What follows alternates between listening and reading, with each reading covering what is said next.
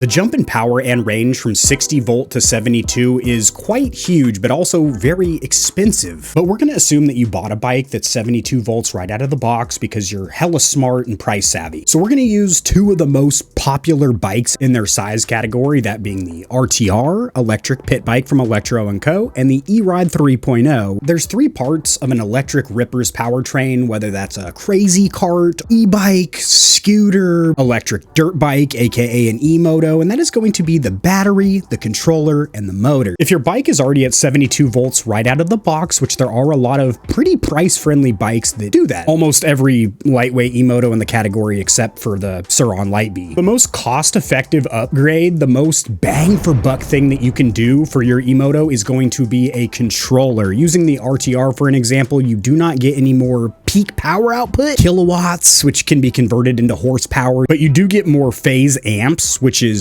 torque. That's your low end. And more importantly than all that, you have an app with controllability where you can set things up like your throttle sensitivity and regen braking in each of the rider modes. On the E-Ride, it takes it a step further, where the most common controller for that bike, or deemed the best overall, the EBMX 9000 version 3 or V3, that's a $1,300 plug and play kit bought from a reputable vendor that does all the customization that you can get from the RTR and the Electro app, but also bumps the power output from 16 kilowatts, which is already pretty outrageous for a stock bike, to 20. That's a lot for a bike that weighs 167 pounds. And that controller has an automatic wheelie mode that can keep you from looping out, whether you're trying to learn how to do wheelies and want to stop yourself before it's too late and you flip over backwards and loop yourself, or maybe you're using it for some kind of a drag racing situation, or on a motocross track, you're trying to get that hole shot and you want to get the hardest launch while keeping your front wheel down, getting traction. A controller offers more controllability, surprise, surprise, but also surprise, motherfucker, more peak power output in the stock configuration, and opens up the door for customization, bigger motors and batteries. For example, with that EBMX V3, it's rated for 60 kilowatts maximum. So if you plan on doing some outrageous build, this is a good investment, a good first part, because it'll give you more grunt and controllability right the second you install it, but down the road, it won't cap out when you're putting more parts on. Hopefully this helped,